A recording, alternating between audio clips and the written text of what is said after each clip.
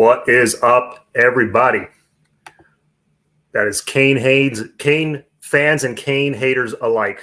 I know the trolls have been active, to say the least, the past couple of weeks on our channel. So welcome to all of you, Kane fans, Kane, casual supporters, the haters, everybody, because I know we're on the haters' minds. I know we are. And we'll talk about them.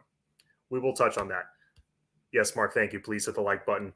I will bring on my guest, Lex. He's backstage. Bring him on now in a second. But got a few things to talk about tonight. You got actually, before I get to that, shout out to I don't know if you guys follow Steel Buck on YouTube. He's the one that posts all those old no huddle games. I think yesterday or today he posted a classic you might want to check out if you're bored. It's I was just watching it earlier. 1987, Miami against South Carolina. It was a top 10 matchup. We had to beat South Carolina to lock up our spot in the championship game. That was a fun one to go relive. So shout out to him. Go check that out. Birdstone, what's going on, sir? Thank you. Smash that like button. Without any further delay, see him backstage there. Let's bring him in. Mr. Lex. What up, John? How's it going, my brother? Counting down the days, man. Counting down the days because technically 2 weeks from tomorrow be in Miami. Leaving on Friday. So come see you guys Friday night. Love it. Yeah, man. That we were discussing off air. That first weekend of college football is going to be a banger. We'll get into some of those games because I know Flo talked about on his Flow Motion that Florida-Utah game. We'll touch on that. FSU's playing LSU. Georgia's playing Oregon, and Notre Dame. Oh man, Ohio State. Notre Dame's playing Ohio State. So interesting. Some big names. Some of those could be blowouts. Some of those could be close. It could go either way. We're getting some love. What up, guys? What up, guys? Yeah. So while we wait for our other guests, I know AO's supposed to join us at some point. Yeah, he just texted. Give him a few minutes. All right, no worries. We'll wait for him. But yeah, we're now how far? We're like a couple weeks into camp now. One scrimmage in. We got another scrimmage coming up this weekend. What's been the biggest takeaway from stuff that you've heard? Like any negatives, any positives? Is it pretty much what you already been feeling about the team? Or did anything surprise you from what you've heard? Well, the biggest surprise for me right now is something we're not hearing about, and you're hearing from a lot of other teams, is injuries. We know what's being reported or what Mario's allowing to be reported. Right. But you hear all these other teams, Clemson's taking some big hits. FSU's taking some big hits. Teams are taking hits left and right, and we hear minor stuff. That is my biggest surprise. I'm really curious to know how are we doing in that department? Because it happens. It's going to happen. You can't. Sure.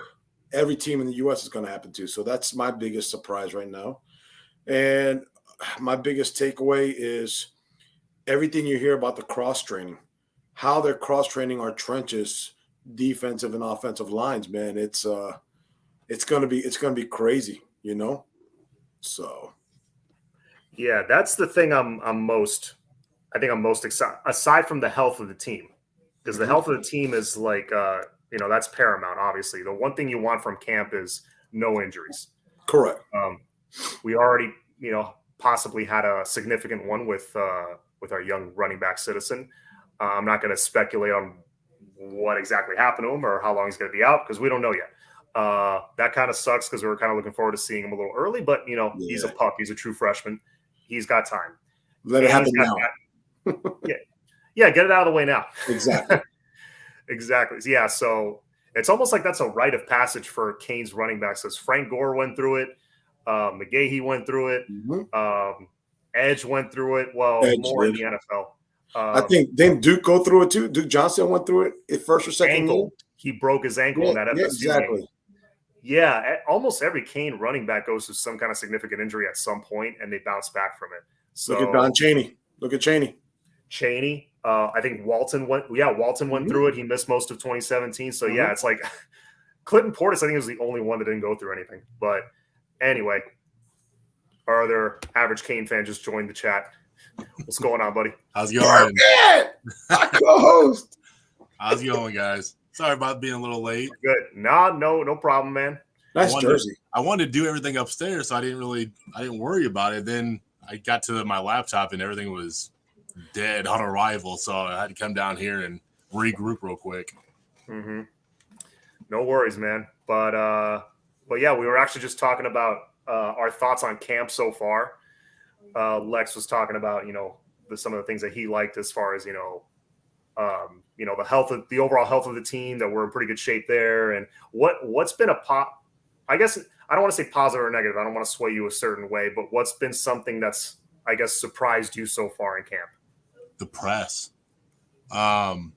We've had a lot of national attention. I mean, I was just up at my little Echo show, and one of the first things that popped up was, what does Mario need to do for his first year at Miami?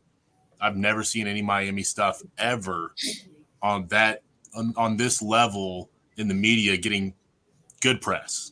Usually it's something that's happened with, Miami, but yeah, this is a whole different ballgame, man. Like, there's actually people hoping to see Miami succeed, which is a lot different than what we've seen before. Usually it's well, are they really back? And you get the Paul Feinbaums of the world, where they root against you the whole time. Now it just seems a little different. Yeah, exactly. And to be honest, Paul Feinbaum, I don't even know what he's had to say lately about us. Honestly, I don't care. But actually, I think there was someone he was like having a debate with on one of those talking head shows. I forgot who the other guy was, but if Miami would draw big money if they went to the SEC, like TV wise, and actually, I think Feinbaum actually came to our defense, which he kind of plays the Miami troll a little bit. Always. Well, it's good click money, I mean, if you hate them, at least you're mentioning them. And for him, exactly. Look what one of his most viewed videos is him putting on the turnover chain. Mm-hmm. That's one of the most known clips he has. I mean, it's crazy. Love him or hate him. I mean, when you talk about Miami, you're going to get clicks. I mean, it is what it is. We are the brand. Yeah. Yet we're not relevant anymore, according to our rivals. Oh God, I've been having fun with them on Twitter the whole last couple of days. I kind of feel bad, but their arguments are. I feel like they don't know when they beat themselves in their own arguments at times. They're trying to get attention. You hear the arguments, and you're like, it's like 1 + 1 doesn't equal 3, guys. Right? We're irrelevant, but yet you're here. We're irrelevant. We're relevant in their words, in their mouth, in their shows, but nothing else. Right. I mean, yeah. No, we're on their minds for sure. Because rent free. The level of trollage the last week or two has like skyrocketed. I don't know if you've noticed, but So I would say, like Lex was saying, the health, that's number one. You got to get through camp healthy. A lot of big teams have taken some hits. The thing that's been the most pleasant surprise to me is the D line. How deep we are and how many playmakers we have on the D line. Some of you guys I know on the chat were saying, "Oh, this could be an elite D line." I'm like, nah, maybe wait till next year. Nah, they could be elite right now. Mm-hmm. They could be elite right now. Any position group specifically, we'll start with you with AO. Any position group that has been a pleasant surprise to you or a disappointment? No, I completely agree. Like when Elijah Roberts came on the show, that was kind of he talked about the line just being completely a beast on both sides. I think we were asking him about, where's the toughest part of the competition really coming from? And he was like, it's everywhere. It's deep, it's coming. And I mean, they understand that, the chatter that's went on about, the line on the past couple of years. Do you think that the two most, top 5, top 3 elite coaching staffs, aren't going to be like, y'all are horrible, we're going to change this up right now? I mean, I think they're getting they had a rude awakening, but I think they grew because of that, and that's going to help them elevate even further. Is you have to know that there's a problem, and then you address it, and then you fix it. I think that's where the line on both sides is going to get fixed. and they're going to be a problem for everybody else now going forward. Yeah. Lex, what do you think? Any position group? Honestly, to me, you say D-line, I got to go with running backs. Everybody loves Rooster. We all, you know what Chaney can do when he's healthy. Parrish is no joke. But let's just say that we're running the ball well. You're doing screen passes. You're breaking them out of the back. You've got linebackers chasing these guys for 2 or 3 quarters. And then you bring my favorite running back in, Thad Franklin, at 240 pounds. Who's going to want to tackle him in the 3rd and 4th quarter when they're already dead tired from chasing everybody else around? Mm-hmm. I mean, people talk about we know our run blocking has not been the best. You got the running backs that, as long as we're marginally better, we don't have to be perfectly better, just marginally better. Those running backs are going to create havoc. Yeah. And I want to see what kind of burn Thad gets, because that guy was running over people last year with minimum reps. What he's going to do this year when, like I said, Rooster, Parrish, Chaney will thump you too. Chaney doesn't run away from contact. So if you get all that for 3 or 4 quarters and then you bring that in, I mean, that could be a difference maker on some of these bigger games that we got coming up. Mm-hmm. Yeah. Can you imagine you're dead tired on defense? It's 3rd and short. And anytime it's 3rd and short, it's a chance to get off the field. We bring that dude in, and he just sledgehammers his way for a first down, like every time. Like, so, how demoralizing is that? So maybe we don't need Rooster to run the ball on 3rd and 1 3 times in a row, 2 times in a row, like we had last year, and out of our end zone on the half-yard line. That's what that is there for. Yeah, I feel like you're going to see a lot more of those bigger runs from Rooster, not getting as many carries. But think about that little sling pass that they did in the UNC game. I just feel like he's going to be healthy enough and, not being burnt out throughout the game where you're going to see that speed just be electric for more than just 1 quarter or coming out of the second half. You're going to see that constantly because he's going to be able to get that rest. He's going to be a problem. That's all I'm going to say is a problem. John, if you don't mind me saying, with the running backs, the one thing I want to see, I know we want to see 2 tight ends. Football is all about the spread right now. How many yards you can throw the football. I would love to go in the A&M game in the first series, line it up 2 tight ends, put our running backs out there and just run. I mean, line it up and just smash it in their face and see what we got that first series. Yeah. Love to see that. That would be pretty dope. I mean, that would get a bigger pop from me if we just, that first drive, just ram it down their throats and we win at the goal line. I mean, I'll be pretty excited if we score on the first drive regardless. I'll probably be going crazy. But even more so if we can ram it down their throats, that's my favorite way to score. Let's see. All right, so just demoralized you. What was that? It's that Negus in the house. Yeah. So we were talking AO also about some of the big non-conference games that are going to be happening that first week. I mean, Labor Day weekend is my favorite weekend of the year for this reason. There's literally games Thursday, Friday, Saturday, Sunday, Monday. Yeah. And every fun. And at least every day there's a big game. Like Thursday night, Pitt plays West Virginia. So we got a chance to scout Pitt a little bit. It could come down to us and Pitt for the Coastal, and we play them at the end of the year. Then Friday, Michigan State, I think, plays Friday. All the big games Saturday. Sunday is FSU and LSU. I don't know. Yeah, at Tiger Stadium. Unless it's at a neutral site. I think it's at Tiger Stadium. I don't know how that's going to go for them. Bloodbath. Yeah, and then there's another game Monday that I can't think of at the moment. But no, I'm checking on right now. I'm Googling it right now. Yeah, you're curious now? Yes. Yeah, because Flo was talking about UF versus Utah, and I guess that was a topic of discussion in the chats and stuff recently. Yep. So I wanted to get in on that one and a few other non-conference games that are interesting, to say the least. It's a lot of big brand names playing head-to-head week 1, which I love. I hate when it used to be like this back in the day that week 1 is just a bunch of cupcakes and there's maybe like one good game. I love that it's like this. Lex, we'll start with you. We'll start with you on this one. There's a few games I wanted to touch on. Let's start with Florida, Utah first. I believe that's in the swamp. Utah's coming in like number 10 or number 7, something like that. They're like a top 10 team this year. Rightfully so. They got to the Rose Bowl last year, this close to beating Ohio State. I mean, they had a huge halftime lead. They ran the ball down your throat. They're old school, physical, but they might not have the athletes Florida has. How do you see the Utah-Florida game going? This has been a major topic with people, man, lately, the last few days. Everybody keeps talking about this game. Let's put it one thing. As much as we hate Florida, it's hard to come to the swamp and win, no matter what you say. Mm-hmm. Number 2, you're correct. Athletes that go to Florida, Florida State, Miami, that come from Florida, that's a whole different breed of animals, a whole different breed of athletes. So to me, in my opinion, I think Florida's going to win the game. I think it's going to be a little tighter than people think. But I want to see how the trenches work for the Gators. You know, we know about their athletes. We always know they always got receivers. They're always going to have DBs, linebackers that hit you in the mouth.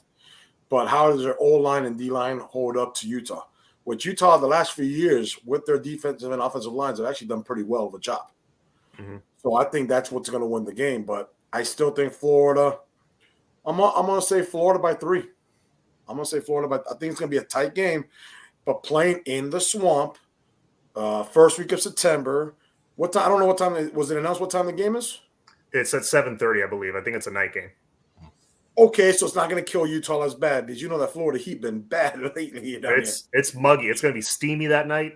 Exactly. Yeah. If you get rain anytime Thursday, Friday on that field and you get that humidity, Utah's going to step up there for warm-ups and be like, what the hell just hit me? You know, so yeah. I got Florida by 3 on that game. As much as I want to see them lose. As much as I want to see Florida and Florida State lose every game, every soccer game, basketball game, ladies golf, lacrosse. Want them to lose? I still intramurals. Intramurals. I want you to lose that too. But I still think Florida wins in the swamp by a few points. Yeah. Can't do it. Gotcha. What do you know, Iowa boy? You don't know nothing, Iowa. All right. What do you think, AO? Who do you think wins that game? Was it BYU or Boise State that beat Florida State last year in their house and kind of set everything off for their whole program? Was it Boise State that walked in there and had the last second win? I'm not sure. Are you talking last year? Yeah, or was it 2 years ago now? It was a couple of years ago. It wasn't last year. I think it was 3 years ago where Boise State did it. Where they went into, if you're talking Florida State, Tallahassee? Yeah.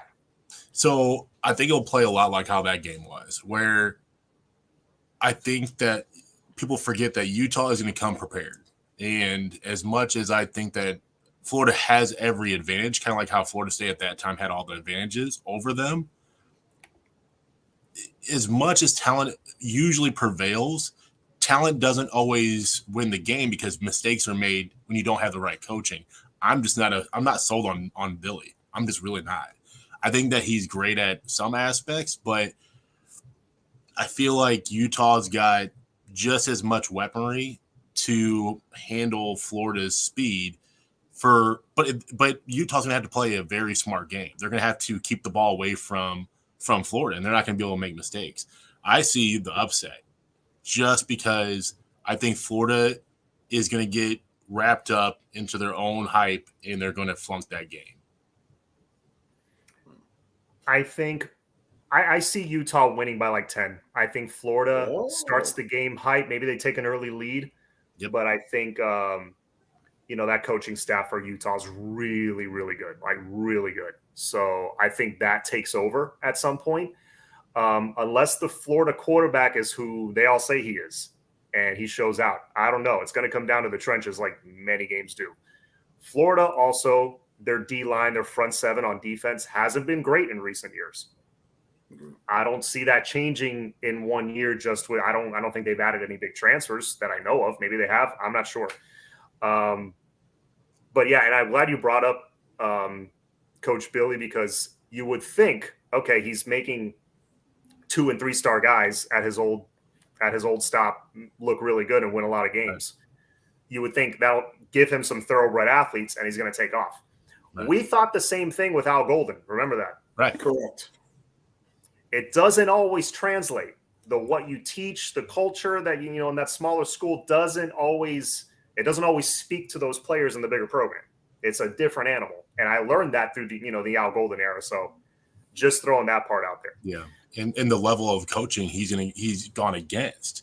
You know what I mean? Where they may not be up to that par where they're able to figure him out. You got now 100 eyes on you for every call, everything you've done. They're watching everything and studying you, and they're elite doing it.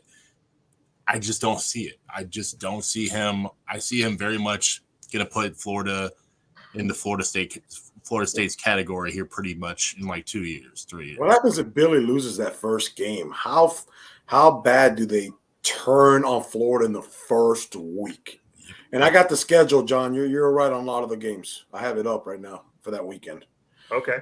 So you do have Oregon at Georgia in Atlanta. Oregon has to come over here, which is a 3-hour difference. That's a big deal. You got the Florida State versus LSU in New Orleans. Clemson takes on Georgia Tech in Atlanta. So, yeah, you do have those games. All right, cool. You're right. Let me just touch on Birdstone's question really quick. I think his statement that I think the wide receiver room is going to shock everybody. So far, they've gotten a lot of criticism, but they have a great leader in X who will hold them accountable, including himself. I would agree with that. And I was talking to Max with this on my show on Tuesday. Remember, first of all, show me a receiver that never drops a ball. He's sitting on the bench because he's not getting playing time. Exactly. If you're playing, you're going to drop a ball at some point. If you're a corner, you're going to get beat at some point. All right. Drops happen. It's how much are they happening? It could be, over publicized and embellished. So I will make a judgment once I see it on the field with my own eyes in an actual game. That's just me. So yeah, let's go over to the next one. Georgia and Oregon. You mentioned that one, Lex. We'll start with you, AO.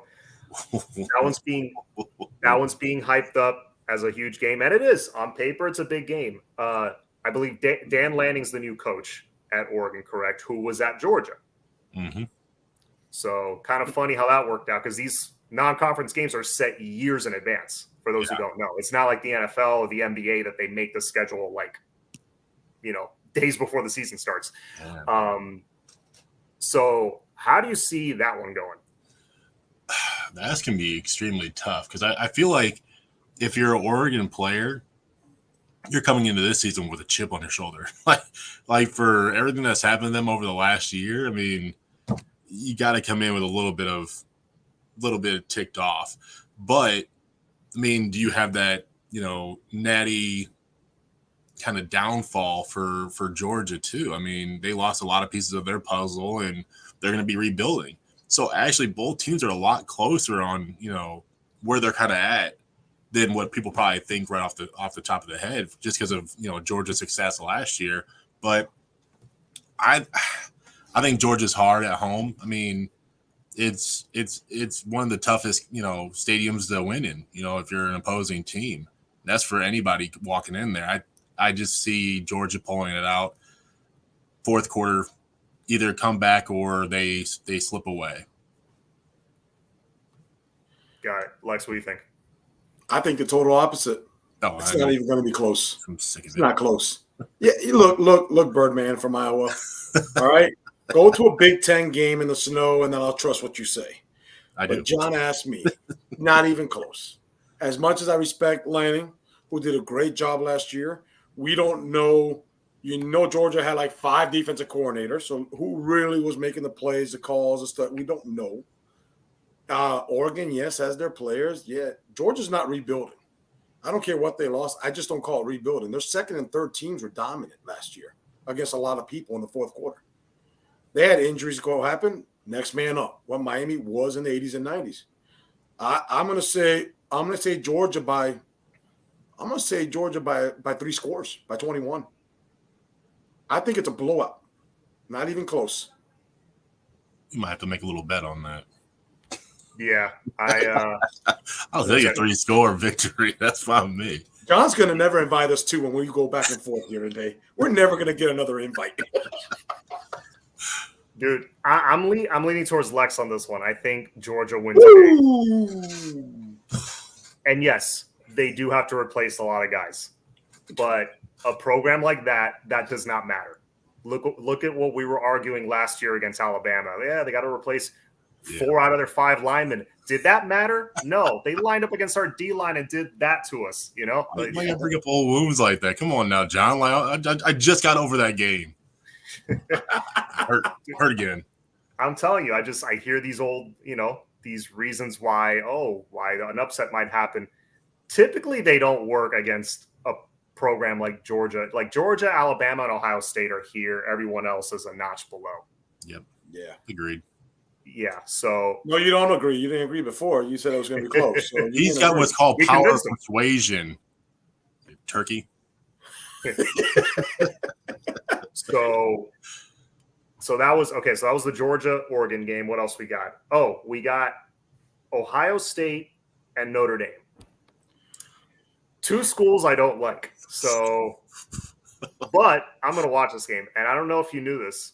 I was watching, shout out to Alex Dono. I was watching Locked On Canes earlier. He was doing a show today on like the top 25 players that, they came out with their Sports Illustrated, I think, came out with a ranking of the top 25 players going into this year. Tyler Van Dyke made that list. So congrats to him. But when he went through the top 10, 3 out of the top 7 are Ohio State Buckeyes. They're coached, man. They're coached up. They got a machine going. Like Urban Meyer got that thing cranking, and Ryan Day is his name. Yeah, Ryan Day. Mm-hmm. He basically got handed a Ferrari, and he's like, "Here, don't crash it." And he hasn't crashed it. He's a solid coach. The only thing he's messed up is he lost to Michigan last year. Aside from that, he's done pretty damn well. Yeah. Yeah, so it's CJ Stroud, Travion Henderson, their running back, and Njigba, their receiver. Yeah. They're freaks. They could lose a lot of players in the draft next year if they play the way they should. They're going to lose a lot. Yeah. They're going to lose a lot, but as long as Ryan Day's there, they replenish. But now you got Miami at the table fighting for those players. So It's not quite the same. Yeah. They can't just come in and cherry pick. So anyway, back to the game. Lex, we'll start with you now. Notre Dame, Ohio State. Notre Dame, new head coach, Marcus Freeman. I like him. I like Marcus Freeman a lot. I think he's going to do well. And honestly, he's a very likable dude. I hope he does well at Notre Dame, honestly. I like him a lot. A familiar name, Al Golden, is the defensive coordinator at Notre Dame. The tie is back. The tie is back. And to be honest, with all he went through in the NFL, he built himself up as a good position coach in the NFL. He's probably a different guy. You know what? I kind of hope he does well too. He wasn't a bad guy. He was not put in the best situation here either. He was thrown under the bus. Yeah. And you know what? I never had a problem with him. It just didn't work out. Good luck for him in the future, Yeah. He was not the right fit from day one. Right. I don't know why they went with him. His culture, it didn't fit Miami. It just square peg round hole. To coach at Miami, Florida State, and Florida, it's a special breed of coaching. Yeah. And he wasn't it, but so the game. This is the one game where, look, I never want kids to get hurt. Let's put it out there. I'm going to say it live. But I hope like 20 of those kids pull a little hamstring, maybe hurt a big toe and they're out for a week or two. And the game ends up in a tie because I don't want none of them suckers winning. And with a tie, it hurts all of their chances to get to the playoffs. So, God, I'm such a jerk. You know what? I still think Ohio State's going to beat them. I think they're going to win. You're right. Ryan Day, they have them. It's a factory, just like it's a factory going. And until you see some parts in that factory break, it's hard to get to bet against them right now. So I got Ohio State. Honestly, I'm gonna say Ohio State by at least 14. Yeah. I just don't think it's gonna be. It might be close. Anticipation. The kids from Notre Dame come out hyped and they get that energy, and they're gonna make a couple of mistakes. Middle third quarter, the lead just gets like this. Yeah. I would just like to say the Cafecito and Canes does not share the opinions of Lex when it comes to pulling hamstrings. I hope no one gets hurt. We're separating already. I do not wish injuries on anybody. Hey, look, let's just get that clear. Let's get that clear. But if somebody comes out with a little groin or something. Ao, how do you see this game going? First and foremost, is there any way that they just don't play this game? They both forfeit, and then they just both get counted as a loss? Because that's really my dream scenario. That's my co-host right there. I mean, that's me watching Florida and Florida State every year. Yeah, it's just don't play the game. No one shows up and just stop. Yeah, just somehow they both forfeit and say, hey, you know what? Bad weather, we're just not going to do this. And then they just forfeit both sides. Once again, I'm going against my co-host. I think Notre Dame just plays a little bit better than, even with how well Ohio State always is. Oregon did the same thing. Oregon was able to come in there and beat them. I just don't think they're as untouchable as they used to be.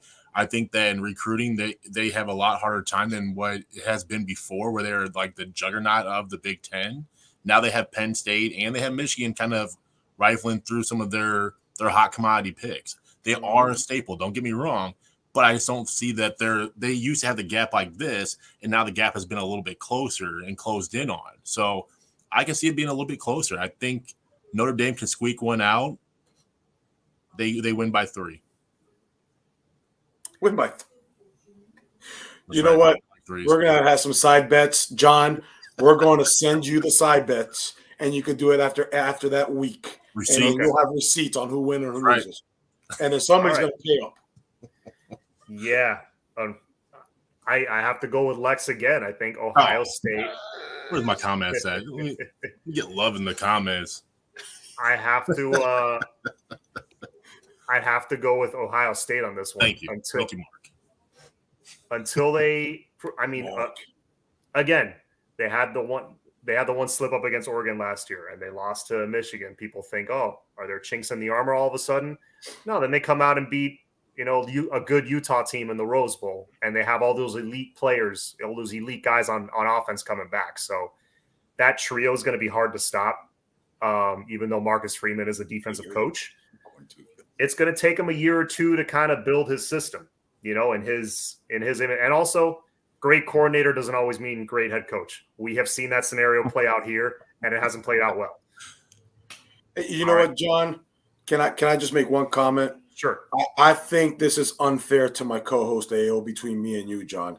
So there is a big game that day on Saturday, which is North Dakota and Nebraska. AO's probably suited for more of those type of analysis. Where's his mute button at? We're never getting an invite. You know what? I'm going to be blackmailed from the show. Or she's going to, niggas. Another smart guy from our Discord. He knows. He's going to cream. Oh, did I miss this comment? Yes, you did. That's why I said North Dakota and Nebraska. That's a perfect, suitable analysis for Mr. AO, sir. We're taking bets in this chat. All I know is that. Yeah. All right. So that's 3 out of the 4 games. There's one more I wanted to cover, and I left this one for last because I think this one could get ugly in a hurry. FSU at LSU. Oh, yeah. If I'm not mistaken, it's in Tiger Stadium. You are correct. I'm looking at it. It is in New Orleans, Tiger. It's a home game for LSU. New Orleans, that might be neutral site because they play in Baton Rouge, don't they? Death Valley is theirs. If they're in you think they might be in the Saints Stadium where the Saints play in New Orleans? They might be. That might be neutral site. I mean, a home game essentially. It's still a home game. Yeah. It's just a bigger bloodbath audience for LSU. Hey, look, as much as I hate LSU because I went to Dallas 4 years ago and watched them play and we got run stomped on them. This is not even close. I've heard people say comments of, oh, LSU's down this year, new coach. Not even close. FSU loses by 25 or plus. 25. Yeah. All right. AO. I'm actually going to agree with you on there. It's not. I think it gets so bad that FSU players don't come back out at the second half. I just think it's going to be just shredded. And as much as Brian Kelly is corny, he's cornier than the state of Iowa with all the corn we have. And he's making corny gumbo soup down there. But you know what? That's some good gumbo. Yeah, probably is. But I see the fans showing up. I see LSU getting some blood in the water quick and early in the game, and they just never take their foot off the gas. I just see them just blowing them out 28 plus. FSU fans will show up because it's only like I've done that drive. It's only a few hours from Tallahassee to Baton Rouge. It's actually a very easy ride. But, John, if I'm correct, didn't they lose like already 2 or 3 starters on the O-line to injuries that they're done on FSU? They lost. I want to say it's their center they lost to injury. I know they lost another one, too, who medically retired, I think. You got – I'll have to look up. their offensive line's bad enough. Now you're losing a few players. I mean, LSU is always known for their defensive line and their linebackers. You know they're going to bring it. Yep. Yeah. I agree with both of you guys. I think LSU wins by at least a couple scores. Again, could FSU surprise? Look, FSU surprised the hell out of me. I think it was last year, that opener against Notre Dame, that they kept it really close. They really should have won that game, honestly. Did, yeah. But Notre Dame played terrible. If you watch Notre Dame, they did. You're right. It's not like Notre Dame played good and FSU put up a good spot. Notre Dame deserved to lose that game. They play like junk. Yeah. So I didn't give no credit, but I still have a screenshot when Jackson State put the flag right middle of the FSU field. God, love those memories. God, that was bad. Yeah. So Brian Kelly, he's entering his first year with LSU. I do not like Brian Kelly at all, just as a human being. But you know what? The guy's a hell of a coach. Yeah. I got to give him that. Just like Urban Meyer. Can't stand him. But Urban Meyer is one of the all-time greats. Yep. You got to hand it to him. Hey, John, can I ask you a question? Sure. When Manny got fired and if it wasn't Mario and they hired Urban Myers, how would you felt? Like we sold our soul to the devil, but hey, we sold our soul for a few, maybe 1 or 2 national championships in 5 years, but I would have been down there with a big old sign, welcome home, dog. Oh, man. I mean, I would have been happy that we got an elite coach finally. And I would have been like, finally, this program got their heads on straight. But then it would have been like, is it gonna be a Mark Richt situation where he comes for a couple of years and then retires? And you know, how into it is he really? Yeah, but you said it yourself. Let's say Urban would have came and guaranteed in 5 years 2 national championships. You would have said, welcome home. You would have said, come. Oh, yeah. Yeah. As long as he doesn't leave the program in worse shape than he left it, then he found it, fine. But that was the whole thing. Like, does he come in and then he leaves a ton of sanctions behind him and arrests and all this stuff? Because that's going to happen. Yeah, then we're just that's what he left at Florida. Yeah. You know, but at Ohio State he left a good situation for Ryan Day. So it's like if you come in and you retire all of a sudden because you have health issues or whatever, but you leave behind 1 or 2 national titles, yeah, I'll take it. So let's see what else we got. I think that was it. Those were the 4 games. But I don't know if I officially gave my pick. Yeah, LSU by a couple of scores, easy. I think Brian Kelly's going to do very well there. Yeah. I have no doubt. Is he going to be there very long? He's been coaching a long time. He's getting up there in age. I don't know. It's probably going to be like a 4 or 5 year thing at most, but he's going to do well there. I agree. Yeah.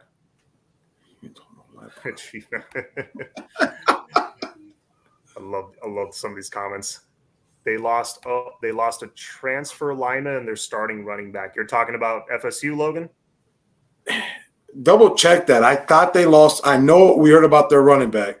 I saw somewhere Twitter that they lost 2 linemen also. So LSU about to send them back with a cheap but no horse and spear. All right. Now, in the meantime, while all those big games are being played, we see Bethune-Cookman week 1. Now, do you guys expect to see the starters for more than a half? Do you think we're going to see a lot of the young guys? We're going to see some do you think there? Let me put it this way: do you think there's a player that could get some playing time and surprise us all that ends up being an impact the rest of the season? I'll start with you, Ao. Who do you think Ooh. might drop in there and they stick around? I think talking first game, I do think that starters come out. I think it depends. If the ones are running as they should, then they should score pretty quick and pretty fast. I think Mario pulls them by half. But on the opposite, Mario loves perfection. If they come out and they're really not doing that well and they're not really pushing it, I think he keeps them in there until they figure out that he's not going to – he wants them to be able to have that mentality to keep driving. I think Skinner gets in there, man. I really liked how what I've been hearing about him in all the media, and I honestly think that tight end room is just going to be I think that's going to be one of the most impactful position groups that we're going to see on offense. Is you're just not going to be able to contain that room. You got so many different packages and so many different plug-in players. You get one, you might get two. Goal line, I mean, you can even figure out that by 15 yards and you can run with three, and you're really not going to have any idea what they're going to do to you. So I just think tight end group, see the young guys in there pretty quick. All right. Lex, what about you? Anybody you think might come in and surprise us with? Yeah, I do agree with AO on some stuff. I honestly think even if we're playing the way we should, I think we're going to see the offensive line starters a little longer than people think. I think he's going to want to build, some togetherness. He might take them maybe end of the third quarter somewhere and then start getting the rest. But, he wants to get that offensive line ready for A&M. So I think we see them a little longer than most people. I'm actually going to agree with Birdstone. From everything we've heard, I want to see what Horn does. No, I want to see what Horn does. Maybe he doesn't break the starting, but in that two deep, he's going to be reliable. From everything you've heard of, full 6'3", has the body weight, strong, gets off the line, big hands. Yeah, we don't see practices, John. You hear what people want to hear. Oh, people are dropping this, people are dropping that. Nobody can say anybody's dropping anything because nobody's here is watching practice. We can't see it. Right. But if it is happening and all that good stuff is coming by Horton, I want to see what he does. I want to see what he does with that big 6'3" receiver that we're missing, Mm-hmm. I think on the offensive line, you could see some surprising names. Maybe not eventually become starters, but they'll play and could make that two deep in case somebody gets nicked up. You might see him rotate in. One guy, I've heard his name a lot, is Matthew McCoy. The big young tackle. He's been cross-trained, and used a lot at tackle, running with the twos a lot. Don't be surprised. I think you'll see him a lot, at least in the first two games. Nice. I think that's a dude that the coaching staff really likes. He's got great size. And maybe they play him 4 games and redshirt him. Even better. We keep him longer, But I love Birdstones. I was thinking, I didn't want to say Nigel Leak or Skinner. Those are easy ones. Yeah, they're going to make an impact. They're going to play. Thomas Davis, I think, could make an impact. He could be like an X factor on that defense that we didn't expect. Where do you think he plays, John? Where do you think they're going to settle him at? What position? He's going to play a little bit of linebacker, I think, but blitzing linebacker coming off the edge, because I think there's just too many guys at D-line right now. He's the perfect size for linebacker right now. He'd be kind of a small DN, but at DN you got, possibly Nigel Leak, Elijah Roberts, Cyrus Moss, Akeem Mesidor. But then again, Mesidor might play inside. Lichtenstein probably is going to play inside. So it's hard to say. Mitchell Agude, a lot of guys in front of him, which is great. Great problem to have. You still got Harvey if he decides to break out this year. Harvey, Chance Williams. I've been saying this for a while. We can legitimately put 3 units of D linemen out there. And no matter what the combination is, I'd be cool with it. I think, we'd be good. We're pretty deep. And then, of course, Leonard Taylor and Darrell Jackson up the middle. I mean, I think they're going to that's going to be our nastiest D tackle combo in a few years. John, that 3 deep you just mentioned, is the X factor in the A&M game. Can you wear out their offensive line second half with fresh bodies? I'm gonna tell you right now, that's our difference in the A&M game for us. Yeah. You said it perfectly, John. That 3 deep. Mm-hmm. Let's see. A backer that will blitz from all over. Yeah, that's how we see Thomas Davis. Don't be shocked. He could get used a lot coming off the bench. Oh my God, you got these two on. God, we knew one of them suckers from the chat was coming. Yep. Somebody. We didn't even tell them we were coming on, Ayo. I know. Like vulture. All right, boys. So yeah, I think 45 minutes in. I think that's good. 76 in the chat. Please go follow these gentlemen. They have their show on Monday nights on the Team Miami Flow channel, correct? After the Average Games Fan Show. John, we got to have you on soon, too. We appreciate the invites. I've told AO a few times we need to bring you on. He's been reluctant. I don't know why. It's not me. It's the Birdman. Oh, good heavens almighty. There's not enough aspirin in this world for me dealing with you on a weekly basis. I saw an opportunity, and I took it. John, thanks, man. We appreciate the invite, bro. No worries, man. Thank you for coming on. Anytime you guys want me on, I'll be on. And yes, please hit the like button, hit the subscribe button. Help me get to that 2,000 mark before the season starts. We got time. I think I can hit it. And help these boys grow as well. Share them, like them, all that good stuff. As always, guys, it's all about that you. Go Canes. Have a good night, everybody.